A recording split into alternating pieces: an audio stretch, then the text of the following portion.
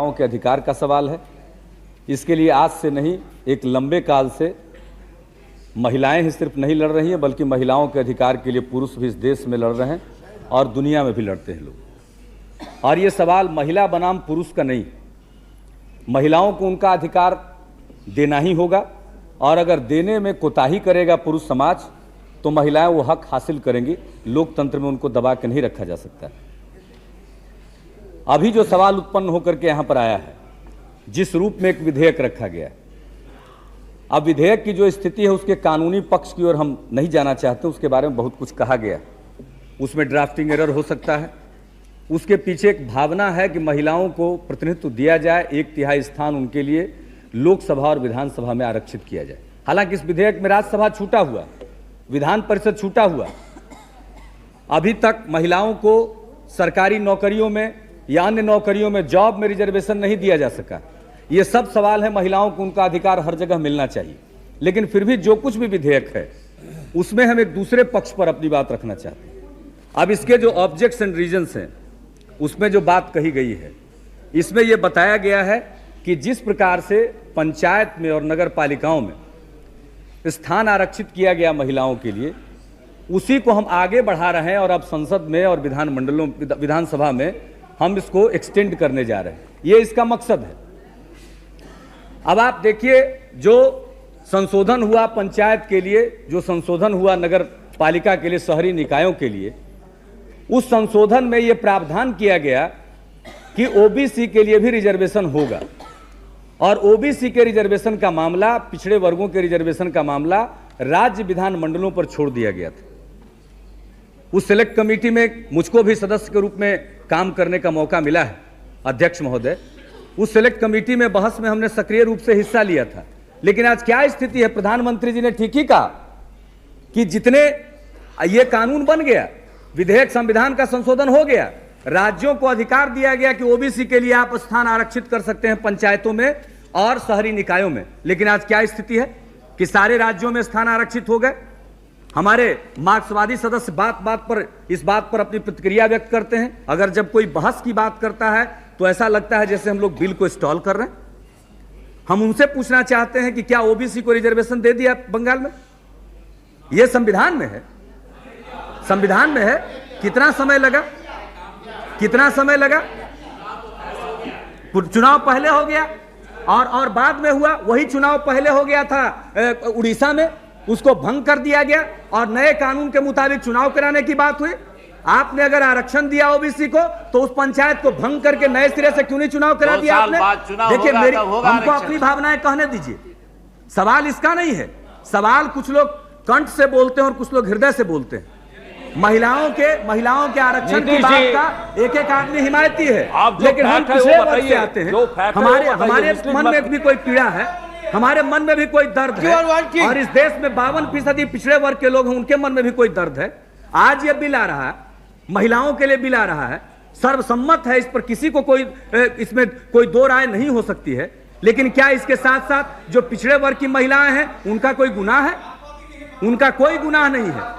इसलिए हम लोग नहीं, जात पात की बात नहीं है, ये समाज वर्गों में बटा हुआ है। जब मंडल कमीशन लागू किया गया था अध्यक्ष महोदय, तो इसी ढंग से लोग जात पात की बात कर रहे हैं। मंडल कमीशन को सब लोगों को स्वीकार करना पड़ा। ये मार्क्सवादी मंडल कमीशन के उसमें विरोधी थे। सीपीआई ने सबसे पहले स्वीकार किया था कि मंडल कमीशन सही है, लेकिन सीपीएम के लोग उस समय नहीं चाहते थे और बाद के दिनों में इनको स्वीकार करना पड़ा कि मंडल कमीशन सही है। और आज इनको मंडल कमीशन की सच्चाई को स्वीकार करना पड़ रहा है। और उस समय मंडल कमीशन जब लागू किया गया तो पूरे देश इस तरह से आप किसी की जुबान को बंद नहीं कर सकते। कम से कम मेरी जुबान को तो नहीं बंद आप कर सकते। आप चाहे जितना बीच में टोका टोकी कर, ये मेरा अधिकार है। ये कोई मतलब नहीं है। आप किसी को बोलने नहीं देंगे, ये कोई मतलब नहीं है। आप अपनी बात कहिए, मैं भी ध्यानपूर्वक सुनता हूं, मैं दूसरों की बात ध्यानपूर्वक सुनता हूं। लेकिन जो पिछड़े वर्ग का दर्द है, आज मंडल कमीशन जब लागू हुआ तो किस प्रकार से इस देश में बबेला मचा था, लेकिन आज एक एक आदमी उसको स्वीकार कर रहा है। यह कितना संघर्ष करना पड़ा। और आज महिलाओं का बिल आया है, इसका हम समर्थन करना चाहते हैं। हमारी मांग है कि इसमें कई ऐसे मुद्दे हैं जिस पर और गंभीरता से विचार करना चाहिए। महिलाओं को 1/3 आरक्षण मिलना चाहिए, लेकिन साथ ही साथ जो पिछड़े वर्ग की महिलाएं हैं उनके लिए भी उनका भी हक इसमें सुनिश्चित किया जाए। यह बात नहीं चल सकती है। कहा गया कि SC ST के लिए स्थान आरक्षित है। क्या अध्यक्ष महोदय, आज हर रोज अनुसूचित जाति की सूची में एक नई जाति शामिल हो जाती है। अभी जात की बात करते हैं, लेकिन जात को अनुसूचित जात में शामिल किया जाए, इसके लिए लोग आवाज उठाएंगे। जात को अनुसूचित जनजाति में शामिल किया जाए, इसके लिए आवाज उठाएंगे। और जब हम मंडल की बात करेंगे तो कहेंगे कि जात फैलाते हैं। तो अनुसूचित जातियों की संख्या बढ़ती चली जा रही है, अनुसूचित जनजातियों की संख्या बढ़ती चली जा रही है। उनका यह संविधान में जब उनके लिए व्यवस्था की गई थी तो आबादी के अनुरूप उनका आरक्षण सुनिश्चित किया गया था। आज उनकी आबादी बढ़ गई, चूंकि आप नई जातियों को शामिल करते चले जा रहे हैं, तो उनका क्वांटम बढ़ेगा या नहीं बढ़ेगा, उनका स्थान आगे बढ़ेगा या नहीं बढ़ेगा SC और ST का, यह सवाल भी है। जब महिलाओं के लिए आरक्षण होगा तो महिलाओं के लिए आरक्षण, मुझको यह समझदारी है, यह आरक्षण हॉरिजॉन्टल आरक्षण होगा। वर्टिकल आरक्षण होता है SC का, ST का, यह वर्टिकल रिजर्वेशन है। उसी तरह से हमारी मांग है कि OBC के लिए, पिछड़े वर्गों के लिए वर्टिकल आरक्षण आप दे दीजिए। इसके बाद हॉरिजॉन्टल आरक्षण जो है महिलाओं के लिए 1/3 सीट सब में से सुरक्षित कर दीजिए, आरक्षित कर दीजिए। और यह होना चाहिए, इसको कौन इनकार करेगा, इस अधिकार को कोई डिनाई नहीं कर सकता है। लेकिन इस आड़ में अगर आप जो पिछड़े वर्ग के लोग हैं उनको कहिए कि आप अपने वर्ग की वकालत न करिए, तो इस तरह से और कह दीजिए कि आप साहब इस बिल के खिलाफ हैं, तो यह गलत संदेश देने की बात हो रही है। बहुत कहा गया कि कल ये सदन नहीं, अध्यक्ष महोदय हम बहुत कम में अपनी बात कह रहे हैं। अध्यक्ष महोदय, कहा गया कि कल से देश और दुनिया को एक संकेत और संदेश मिल गया, और आज अगर कुछ नहीं होगा तो उल्टा संदेश और संकेत चला जाएगा। यह मध्यम वर्ग का वैल्यू सिस्टम है, उच्च मध्यम वर्ग का यह वैल्यू सिस्टम है। यह संकेत और संदेश की राजनीति लोग करना चाहते हैं, यानी हक में जमीन पर उनकी सेवा नहीं करना चाहते हैं, लेकिन एक संकेत देना चाहते हैं कि हम कर रहे हैं महिलाओं के लिए। कब होगा यह हाउस का टर्म? 2001 में खत्म होने वाला, और 2001 में चुनाव होंगे। कोई नहीं जानता है, अगर कोई चुनाव होगा, मिड टर्म पोल होगा, उसके बारे में आज कोई नहीं कह सकता है। ठीक उसी प्रकार से हम यहां पर बैठे हुए हैं और हम में से कोई कल न रहे यहां मौजूद, यह अलग बात है। लेकिन आज हम सदस्य हैं तो अगले 5 साल के बारे में हम सोचेंगे। ये लोकसभा 5 साल के लिए चुन करके आई है। हम लोगों को जो आइडेंटिटी कार्ड मिला है वो वैलिड है 2001 के कुछ तारीख तक, जिस तारीख तक वो वैलिड है। तो 5 साल के बाद चुनाव होगा सामान्य तौर पर, और 5 साल के बाद महिलाओं को आरक्षण का लाभ मिलेगा। कल नहीं मिलेगा। आज पार्लियामेंट डिसॉल्व नहीं हो रहा है, आज रात में पार्लियामेंट नहीं डिसॉल्व होने वाला है कि आज हम अगर इसको पारित नहीं करेंगे तो महिलाओं को जो अधिकार मिल रहा तो वो अधिकार से वंचित हो जाएंगे। और ये हल्के फुल्के अंदाज में बात नहीं होनी चाहिए, और ये सदन में ये दृश्य उपस्थित नहीं होना चाहिए जैसे ये सिर्फ महिला सदस्यों का सवाल है, ये पुरुषों का भी सवाल है। जो लोग मेल शोविनिज्म के खिलाफ हैं वो तमाम लोग इसका समर्थन करेंगे, और हम रिकॉर्ड पर यह कहना चाहते हैं कि हम सब लोग मेल शोविनिज्म के खिलाफ हैं, और महिलाओं के हित को प्रोटेक्ट करने के लिए हम लोग कोई भी कुर्बानी देने को तैयार है। लेकिन इसके साथ साथ जो पिछड़े वर्ग की महिलाएं हैं उनका भी ख्याल करिए। ऐसा नहीं हो कि महिलाओं को आरक्षण मिल गया, जनरल कैटेगरी में आ गए, और पिछड़े वर्ग की महिलाएं पिछड़ जाएं। और जो हाउस का एक कंपोजिशन है, मुझको माफ किया जाएगा अध्यक्ष महोदय, स्नेह एक आदमी को एक वोट का जो अधिकार इस देश में मिला है लोकतंत्र के जरिए, उसके चलते धीरे धीरे जो कमजोर वर्ग के लोग हैं, जो शोषित हैं, पीड़ित हैं, दलित हैं, उनका प्रतिनिधित्व बढ़ता गया है संसद में, विधानसभाओं में। कल अगर नहीं होता एक आदमी को एक वोट का अधिकार, अगर ये लोकतंत्र नहीं होता तो मेरे जैसा आदमी आज संसद में मौजूद नहीं होता, आज देवेगौड़ा जैसा आदमी प्रधानमंत्री नहीं होता, आज बहुतेरे लोग यहां पर जो बैठे हुए हैं वैसे लोग नहीं आते, श्री सूरज भान जी आज नहीं यहां पर बैठे होते, बहुतेरे लोग हैं जो यहां पर नहीं बैठे होते। लेकिन ये अवेयरनेस आया है, ये जागृति आई है, ये चेतना आई है, एक वोट के चलते चेतना आई। इस वोट के अधिकार ने हम लोगों को जो पहुंचाया है ऊपर की ओर, उसके चलते आज सदन का कंपोजिशन देख लिया जाए, सदन का जो सोशल स्ट्रक्चर है उसको देख लीजिए, सोशल कंपोजिशन का अध्ययन कर लीजिए।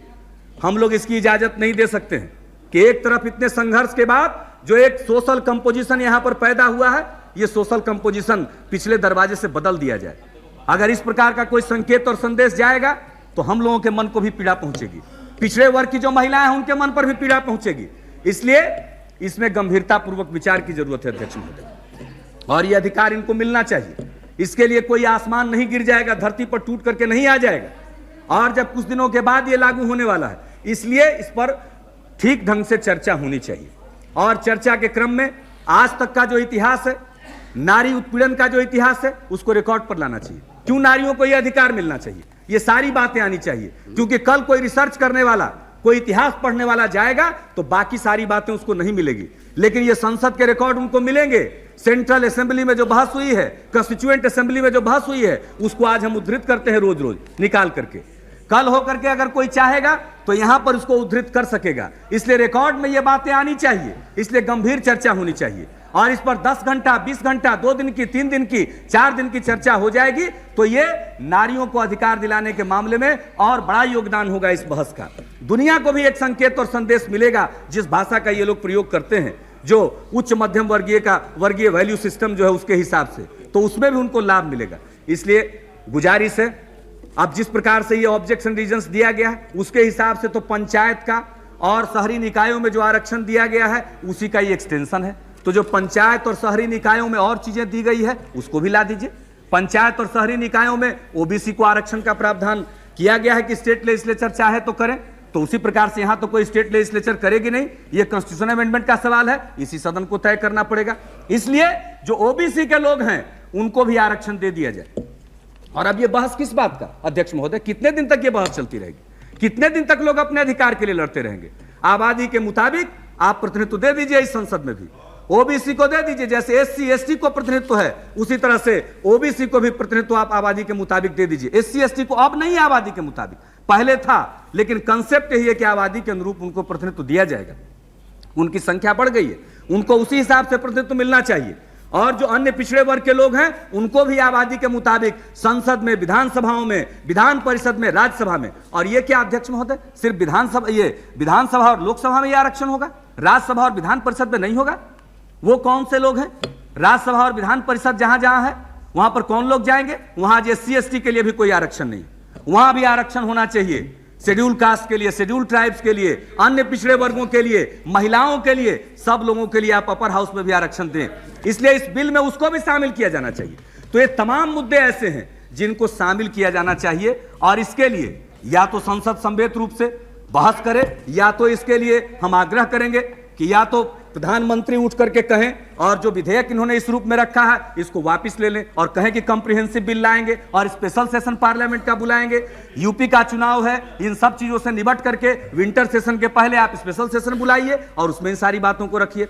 या फिर ये जो विधेयक है और जो भी चर्चा हुई है जिसमें हम लोगों के भी विचार है, इन सबों को एक ज्वाइंट सिलेक्ट कमेटी को सुपुर्द कर दीजिए और वो 1 महीने के अंदर, 2 महीने के अंदर, 1.5 महीने के अंदर, 15 दिन के अंदर, जो भी आप समय निर्धारित करें उस समय में अपनी रिपोर्ट दे और उसके हिसाब से फिर से बिल में प्रॉपर अमेंडमेंट करते हुए कॉम्प्रिहेंसिव बिल यहां पर रखा जाए, तब एक बिल स्तंभ का काम करेगा। और इस प्रकार से हम अगर जल्दीबाजी में कोई काम करते हैं तो उसका कोई अच्छा नतीजा नहीं निकलेगा।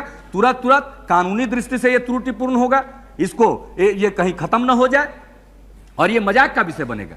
आज अगर आप चाहते हैं कि वोट करा लीजिए तो कॉन्स्टिट्यूशन अमेंडमेंट है, स्पेशल मेजोरिटी की जरूरत है। ये है स्पेशल मेजोरिटी क्या? नजर दौड़ा करके हम लोग नहीं देख सकते? स्पेशल मेजोरिटी आज है, आप इसको देख लीजिए। लेकिन आज इसको पुट कर दीजिए वोट के लिए और ये गिर जाए तो इसका क्या संकेत और संदेश जाएगा? इसका कोई संकेत और संदेश जाएगा या नहीं जाएगा कि महिलाओं के आरक्षण का बिल था वो सदन में गिर गया? इसलिए हम आग्रह करेंगे, विनम्र प्रार्थना करेंगे, जो लोग, जिन लोगों की भी जो भावनाएं हो, ये बिल गिर ना जाए, इसको गिरने मत दीजिए।